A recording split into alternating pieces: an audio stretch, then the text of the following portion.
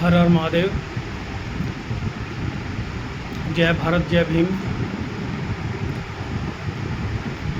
बहुत समय से, बहुत टाइम से मेरे मन में सवाल होता था कि हमारा देश गुलाम हुआ,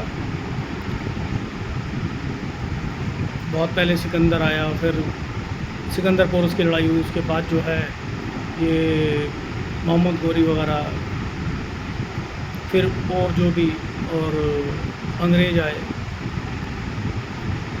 अब कभी हम बार बार बोलते थे कि ये गुलाम वंश या मुग़ल या अंग्रेज़ों ने हम पे राज किया।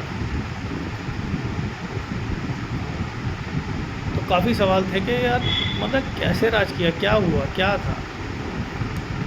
बहुत सारी चीज़ देखी तो उसमें एक चीज़ निकल के आई कि हमारे देश में हज़ारों साल से गद्दारी का इतिहास चल रहा है। गद्दार लोग, काफ़ी लोग गद्दार हैं जो अपने फ़ायदे के लिए, अपने लालच के लिए, जो विदेशी आक्रमणकारी हैं जो भी हैं, तो उनको बुलाते हैं और देश पे कब्ज़ा करवाते हैं। जैसे कि चाहे वो मोहम्मद गोरी वगैरह हो पहले और हो या अंग्रेज़ हो, जैसे भी। अब जैसे अकबर के टाइम का ही होता है कि अकबर की तरफ से लड़ने कौन जा रहा है, राजा मान सिंह वगैरह जा रहे हैं। ठीक है भाई, बढ़िया। तो यानी अपने लोग ही अपने लोगों को मार रहे हैं, बाहर वाला नहीं मार रहा है। और अंग्रेज़ तो कुछ कुछ हज़ार थे, कुछ थोड़े से, मुट्ठी भर। तो जनरल डायर हो, कोई और हो, जो भी है, तो उसने तो मुंह से बोला, मार कौन रहा है, एक भारतीयों को दूसरा भारतीय मार रहा है।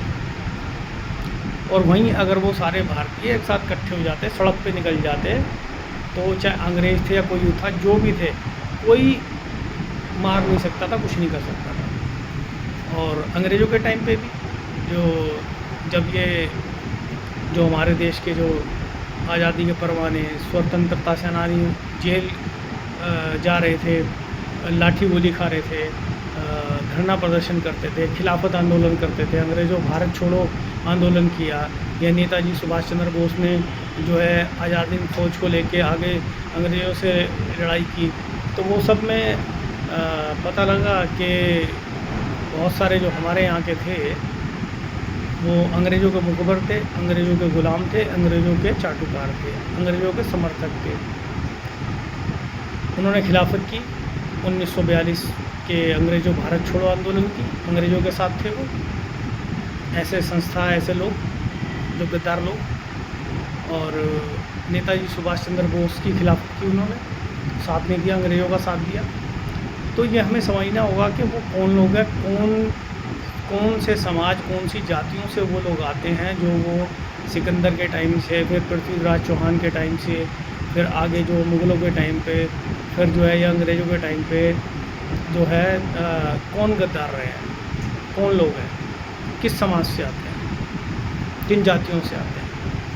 तो काफ़ी मैंने देखा, पढ़ा, जाना, तो ये किया कि जो ये आज का जो SC ST वर्ग है और OBC वर्ग है, तो इनके पास तो कोई सामर्थ्य नहीं था, ना इन्होंने जो है मोहम्मद गोरी को बुलाया, ना अंग्रेज़ों का वो किया या जो भी है। तो जो अगड़ी जातियों के लोग थे, जो अगड़ी जातियों के थे, तो उनका सामर्थ्य था, उनका प्रभाव था, उनका कंट्रोल था, जैसे भी था, तो वही लोग जो है गद्दारी करते थे। तो ये इस नतीजे पे पहुंचा कि एक भारतीय दूसरे भारतीय को मारता है अपने लालच के लिए। और आज भी यही हो रहा है कि अपने लालच के लिए जो हमारे देश के नागरिक हैं उनको गरीब रखा जाए, उनको मारा जाए, उनको दबाया जाए। तो आप सब देखो कि शिवाजी का राजतलब पैर के अंगूठे से क्यों किया गया। अंग्रेज़ों के टाइम में गद्दार कौन थे, अकबर के टाइम में कौन वो कर रहा था। और एक जो और चीज़ मज़ेदार कि जैसे मुग़लों के या ये गुलाम वंश वगैरह या जो भी और सब थे, जो भी लोग आए, जैसे भी है, तो काफ़ी का मैंने ये देखा कि अपने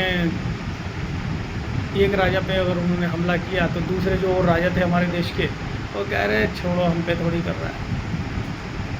या कई बार जो है उसी को ही सपोर्ट कर दिया अपने लालच के लिए कि हाँ भाई ये हमें तंग करता था, मरने दो इसको। तो भाई देखो, ये गद्दार लोग जो हैं,